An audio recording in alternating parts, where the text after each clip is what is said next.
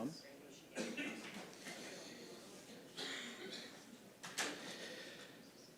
Okay, thanks everybody, and thanks for taking the time to come out this morning. Firstly, I'd just like to, the Carisle Shire Council respectfully acknowledges the Gulidjan and the Gudubadun people of the Maar Nation as the traditional custodians of the Carisle Shire region, the land and the waterways upon which the activities of the Shire are conducted. We pay our respects to their ancestors and elders past and present. We recognise and respect their unique cultural heritage, beliefs and uphold their continuing relationship to this land. Once again, thanks for coming out this morning. My name's Andrew Tenney. I'm the Chief Executive Officer of the Carisle Shire Council. With us today, just to also acknowledge the presence of Mayor Jason Schramm and Richard Reardon MP. With us today from the various agencies that have been working through the last couple of days. We have the Carisle Incident Control Centre Director Dale Antoniusson, and Dale will speak shortly. From the CFA, we've got Peter Lockwood, Victoria Police, Michael Reid, Ambulance Victoria, Narelle Joseph, from Parks Victoria, David Petty, and from Forest Fire Management, Duty Officer.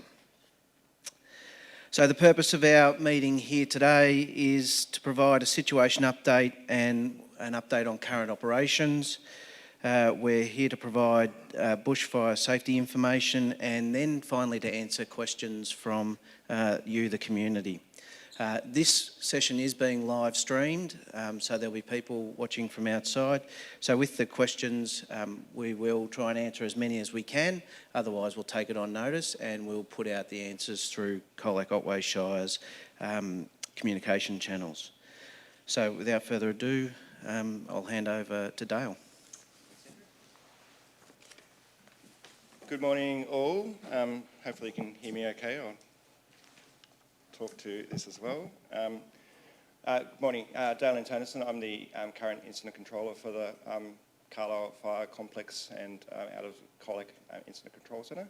I've been in place for the last 3 days, obviously with the hot weather and then obviously with our starts that we've had. I would also like to start by acknowledging that we are operating and working on Eastern Maar country as well, and pay my respects to elders past, present and emerging.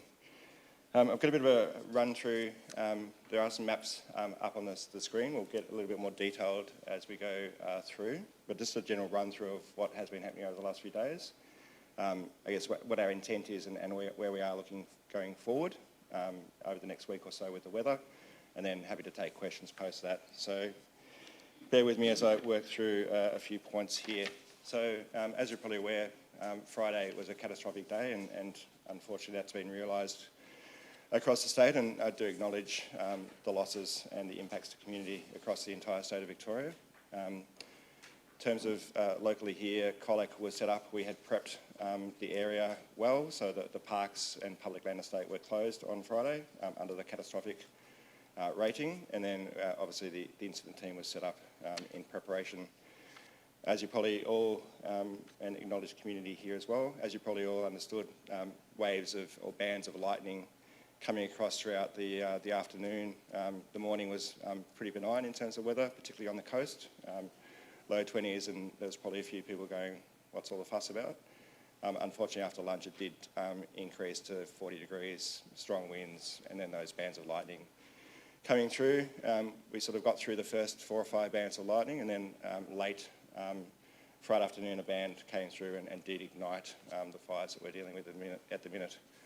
So we'll go progressively from south to north. So in the south, I think we've got maybe a more detailed. We'll stay in that first one. Thanks. So south of the Great Ocean Road, 2 fires in the Cape Otway block of the National Park were ignited yesterday morning. One was close to the Great Ocean Road, so 200 metres off the Great Ocean Road, with intent to build with the conditions that we had and pretty inaccessible. So I took the decision to close the Great Ocean Road at around about 11 o'clock or so yesterday morning with the potential impact to the road from that fire. Mates Rest visitor area, for those that know, were also evacuated and closed out. Second fire further to the south, Parker Spur, once again in pretty inaccessible country, big timber. We had limited resources to get into that fire, so resourced it and crews in with once again the potential to build. Those two fires, just where they are in the landscape, haven't built, so they're both around about 10 hectares. We've got control lines and machinery in on those two fires, so we've walked machines into those two fires. We've got crews on those two fires. They were bombed yesterday. They've remained small, and as a result, still going, but the Great Ocean Road was reopened last night, just after dark. So there's currently speed restrictions on the Great Ocean Road, but the Great Ocean Road is open. Those two fires, from my perspective, aren't my current area of concern. So I might pause there if there's any questions for anybody that may be from that part of the world. Yep, I'll come to Carisle River. Sounds like no questions for Cape Otway. Moving up north, and I think we do have some more detailed maps of 4 fires started with the lightning in and around Carisle River. 2 of those fires are now merged with another fire, so we've got 2 fires of concern in and around Carisle. So I'll start in the north, which is the top of the map there with the pipeline fire. So it's currently at around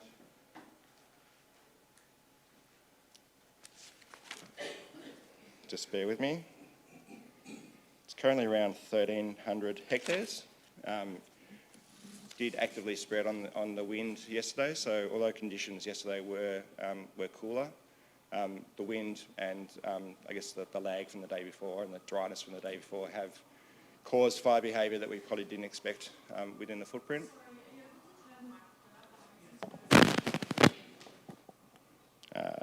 How's that?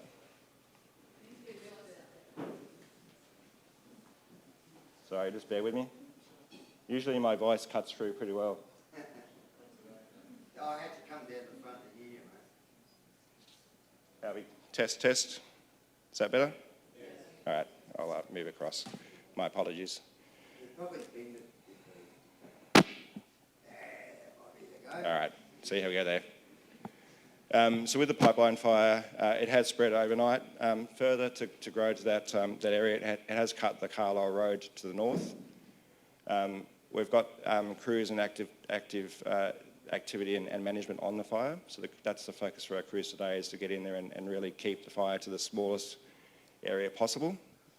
Moving further south, the King's Track fire has also cut the Carisle Road to the south. And as a result of those 2 fires and the potential impacts yesterday, I'll come to warnings and advice in a bit more detail. We did put a range of warnings and advice progressively throughout the day as the fire escalated to really keep the community informed with, as it stands at the minute, the current shelter in place for Carisle River. I'll come to that further in a little bit.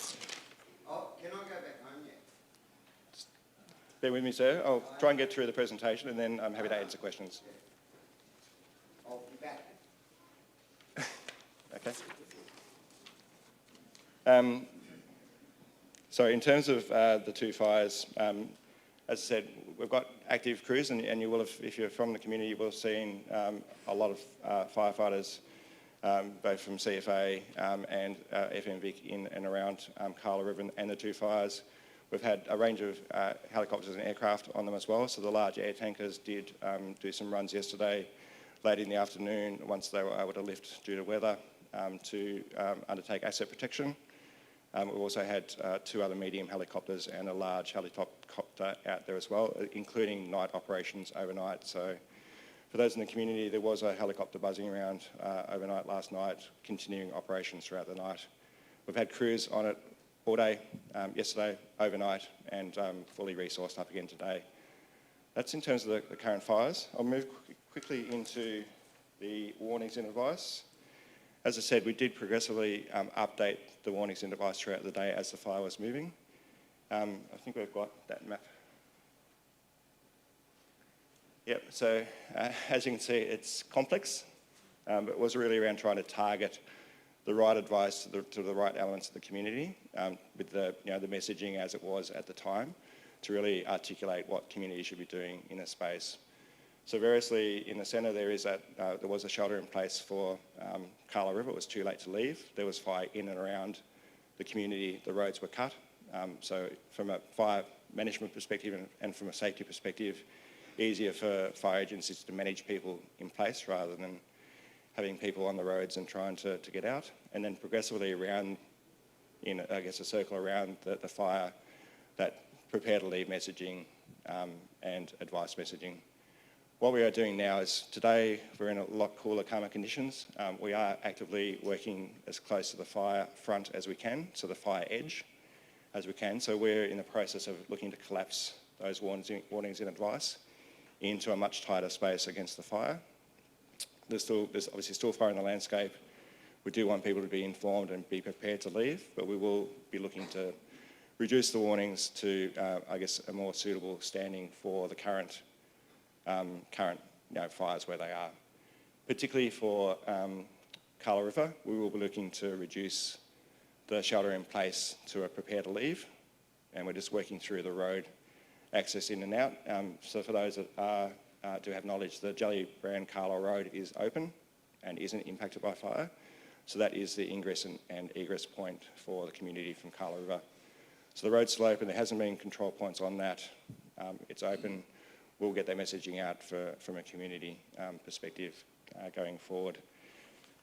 There will be the Carisle Road north and south is impacted by fire. It will take us some time to work through and get those roads cleared and safe for use. So as I say, we'll update our advice, but access in and out of Carisle will be for the Jelly-Brown Carisle Road.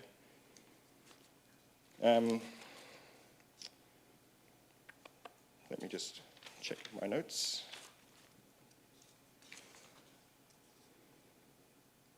Look, I reckon that's it. I reckon we'll probably dive into some questions. Is there other agencies that need to speak first? Sorry, Andrew? But I'm happy to take questions otherwise. Look, I haven't got that detail. From where to where? Sorry?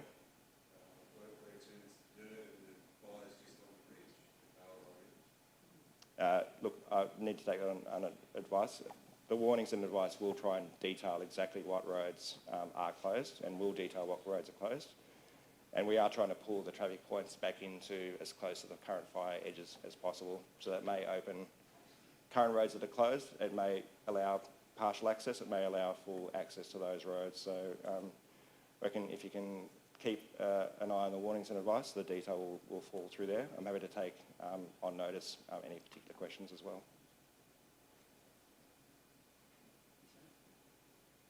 So I would just acknowledge yesterday and Friday in particular, a super tough day for the community. Our firefighters have been out there and working really hard, and particularly want to acknowledge the CFA volunteer firefighters for their efforts 24 hours since these fires have started. So it has been a really joined up effort through the incident team here in Colac, but with all the agencies, particularly on ground, working super well. Might throw to you, Andrew, and we might move on to other parties and then can come back to questions. Thank you. Thank you. Thanks, Dale. And just a reminder from council point of view about the relief arrangements that are in place. So an emergency relief centre has been established here at Copac, and that is open all day, 24 hours at the moment. We have a second relief centre that we've set up at the Colac Showground. So the Pastoral and Agricultural Society have been fantastic in working with us and opening the showgrounds to those people that have caravans or other equipment that they wanted to stay in, and it also helps to shelter animals and other livestock that people needed to move from the fire affected areas. So there's a number of people that have set up campsites out there at the moment, and we're reviewing whether or not we make that more formal out there, because it seems to work a bit better. We've had the Lions Club out there last night and again this morning, cooking and making meals for people that have established some camps out there.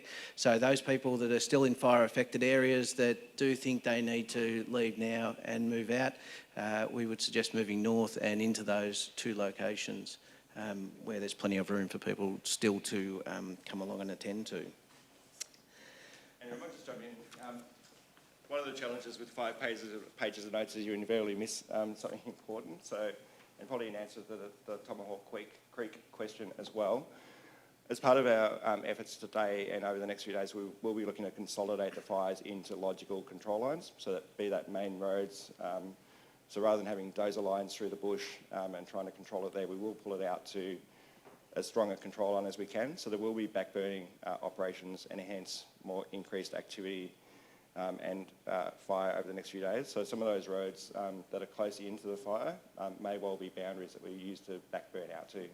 So there will be further activity over the next few days. We've got benign conditions until the middle of the week, later into the week. So we'll be using those conditions to basically try and get a tight line as possible around these fires. So there will be further activity. There will be aircraft. There's certainly a lot of firefighting equipment moving in and around the area. So please, if you are on the roads, particularly the Carisle Road, just be aware of firefighting resources coming in and out, and keep to the speed limit or much below if you can.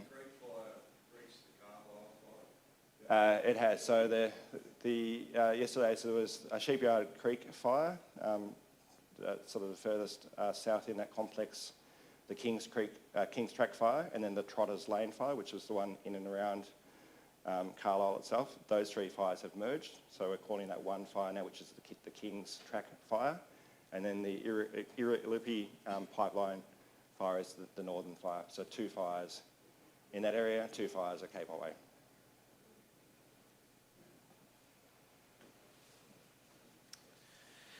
And just a reminder about those information channels that are out there at the moment. ABC Radio and ABC National Television have had extensive coverage of it. Again, to remind people to monitor the Vic Emergency app. As Dale said, those warnings and those areas will be reviewed over the morning, and to look at the council's channels, and also our local media channels have been putting out information as it's come from the control centres.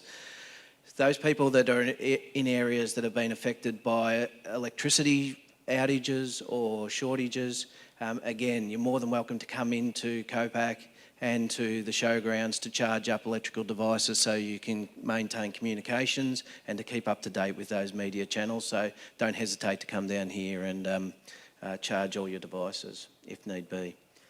So I think that's the main information for today, and so now we'll open it to the floor to any further questions that people have got, and we'll try and direct it to the various agencies that can best answer your questions.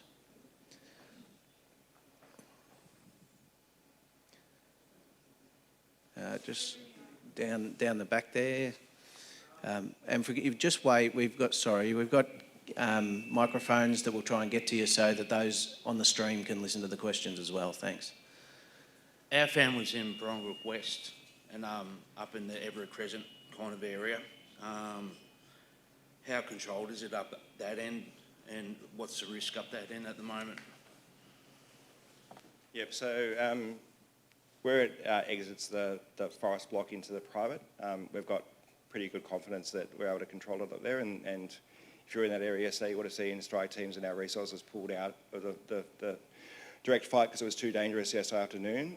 That's where we were looking to pull it up. So from my perspective, we are looking to consolidate that northern boundary today. We do have southerly winds. That is a focus for us today. So there'll be aircraft and resources in the area. Nothing's ever safe, but but there is resources. The risk is much reduced today. All right, thank you.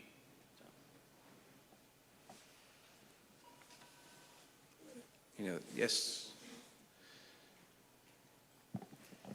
If we're in the monitor conditions, can we go home and check on our animals and everything? We haven't been home since yesterday, and we're in the top one in Irilupi.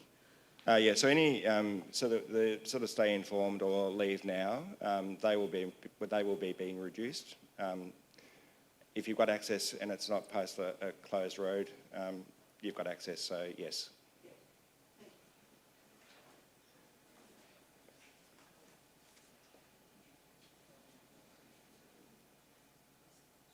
Any other final questions down the front here? Just, sorry, 2 seconds.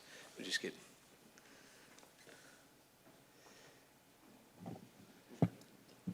Hello, thanks for your help.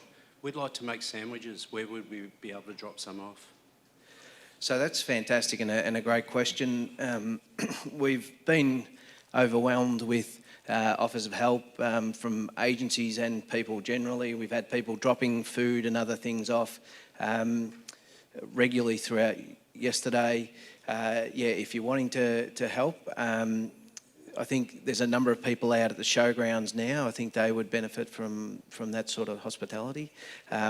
We would suggest on the council socials, there are some comments of people offering help, and we've been responding to those. So if you keep putting them through that channel, we can take note of those, and then we can start to coordinate where people can help and where agencies can be best directed. There's not too many people staying here at Copac at the moment, so the showgrounds is probably our focus at the minute. So thank you very much for your help. Yes. Hi, I actually don't have a question. Sorry, I don't actually have a question. I'd like to thank all the fireys that have been out in the last couple of days. And thank you very much to the Shire for opening up the showgrounds, which I stayed there yesterday, and the neighbourhood house as well. It's been fantastic, and the Lions. So thank you, everybody here. Yeah, thank you very much.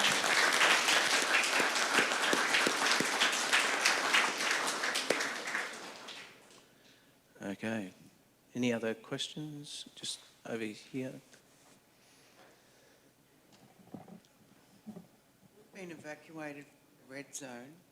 How do we know we can go back home to see if what's left? Yep. Certainly at the minute, and I'm comfortable that the Carisle Road is open. So unless your property's behind a...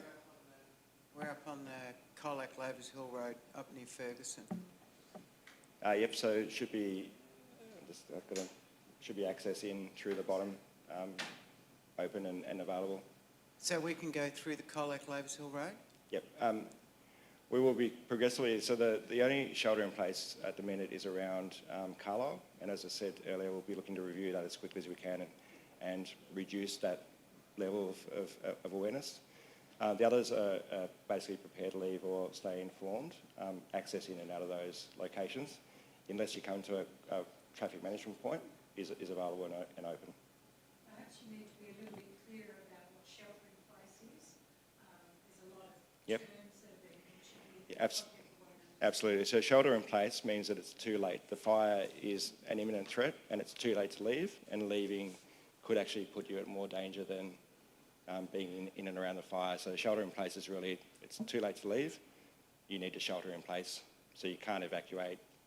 Sheltering in place is the best option in a domicile or a residence that's not necessarily defendable, but yeah, it's too late to leave, stay in place. But the roads and fires in and around the area, and it's not safe to leave. Prepare to leave is just that. There is fire in the area.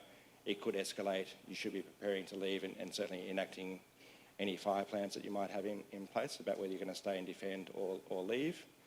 Leave now is the fire is imminent within the next period of time. You can leave now, but at a point in time it'll be too late to leave. Shelter in place is just that, it's shelter in place. When we go to a shelter in place, and you would have seen it yesterday with Carisle River, we pull out of the forest in terms of fighting the fire.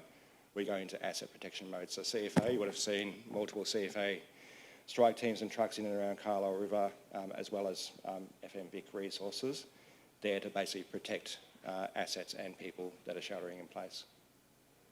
Does that hopefully explained it? Yeah, it's not for me, it's for people who may not understand. Just while I've got the mic, should never give me the mic, I'll never give it up.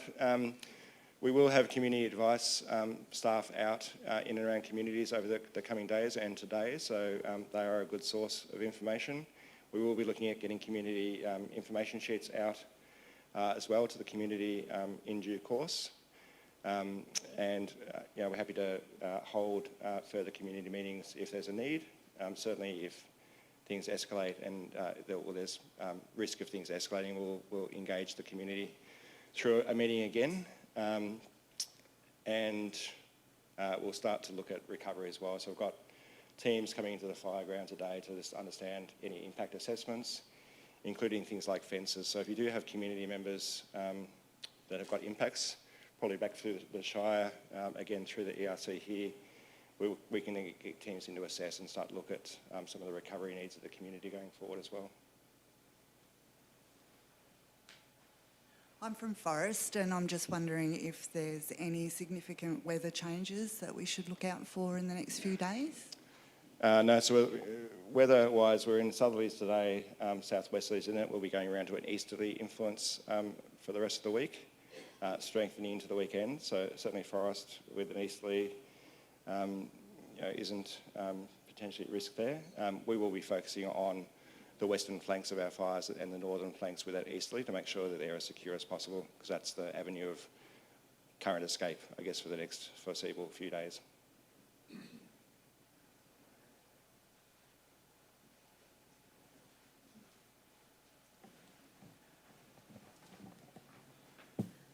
The fire between Kennet River and King's Track, has that completely burnt out, or is it still alight?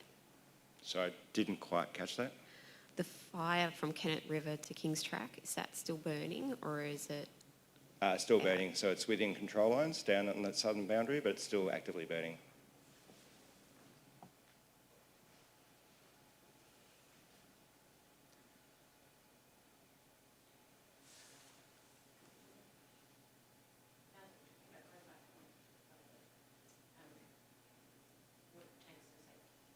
Okay, so we'll have Fiona Swan again from Council just to talk about relief and pushing back. So as you move back into those areas that are safe, there are considerations around the drinking water tanks and around electrical safety. So if you've had no electricity in the house for a while, your fridge may have been off. And there's considerations around food safety. I wear a couple of hats. I'm qualified as an EHO, an environmental health officer, and that's part of the deal that we deal with. There's also considerations when you're cleaning up around your protection as well, about having masks on and things while you're cleaning up. I know you guys are not all at the same level at the moment. There'll be people who can't go home, but if you are going back to those areas, yeah. And the private water sources, so the dams and things may have been used by different agencies for fire protection. So just, yeah, if you have any need for information around that, the Department of Health website is fantastic. They've got lots of really good brochures just to keep everybody aware of, yeah, going back and what needs to look like and how safe you need to be. Any questions? Just a reminder, you're going to talk about financial assistance? Yeah, we're still in conversation with Department of Families, Fairness and Housing, so yeah, we'll look at that.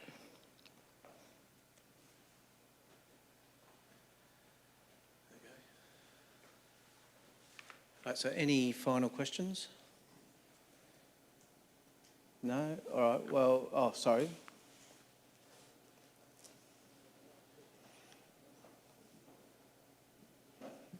I'm just wondering, do you have any idea of how long it will take before there is any financial assistance available for us? Because there's quite a few of us that are pensioners, etc., and you know, you can't afford any of this. There's no money.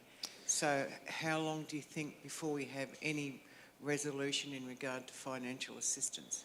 Resolution, I'm not sure, but the discussions are starting tomorrow. So there are discussions already set up with state government on relief and recovery, and so those issues will start to be worked out right now, because this isn't the only district that's affected by these fires. It's right around the state. State government are well aware of that, and so those discussions will start immediately. All right, thank you. All right, no other questions? Well, once again, thanks for your time in coming out today. Oh, hang on, sorry, there is one at the back there. Will there be any questions in regards to back burning in the future, or is it still managed the way it is currently? I did mention a little bit earlier, you may have not been here.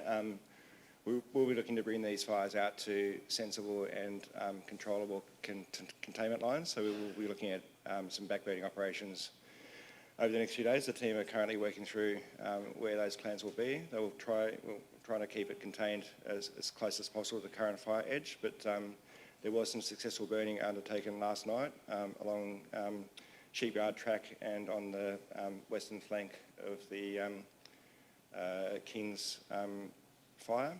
We'll be looking to continue those operations over the next few days. So as I said, there will be further activity aircraft-wise and certainly smoke and potentially flames visible, but they'll be under controlled circumstances through our teams. Obviously, if it is the fire itself moving around, we'll be providing that advice back through our community warnings and advice and information.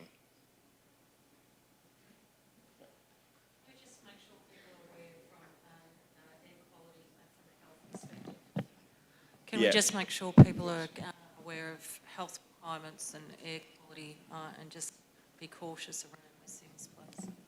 Yep, so I think through the Vic Emergency app there have been statewide air quality reports coming out. There have been fires, as we've sort of talked about at the start, impacting communities across the state. That smoke has moved around the state, including reports of smoke impacting South Island and New Zealand yesterday. So there's a lot of smoke in the area. So please, if people do have any health concerns around asthma and other health arrangements, please contact the relevant authorities with that space, with AV or others. But yeah, quality is poor. Staying inside and not being active in the space if there is smoke visible and in the area is probably recommended.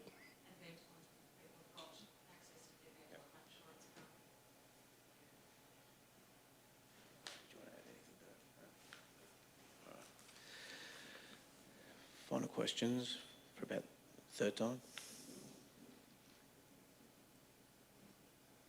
No final questions. That's great. Thank you very much. So thanks again for taking the time to come today. But more importantly, thanks to you, the community, that have been so generous, patient and cooperative, particularly at those relief centres and the emergency relief centre here at Copac. People are as positive as they can be, and it's really great to see the community spirit that's risen up over the last couple of days, and we're working to try and keep that as we work through these fires and the arrangements that need to be put in place to manage them and the relief afterwards. So thanks everyone for your cooperation and patience. It's much appreciated. I think as Dale Falk mentioned before, that if there's any significant change in circumstance, then we'll call another community meeting. But in the meantime, I would suggest you just keep monitoring the news through the usual social channels. Okay, thank you very much, everyone. Much appreciated.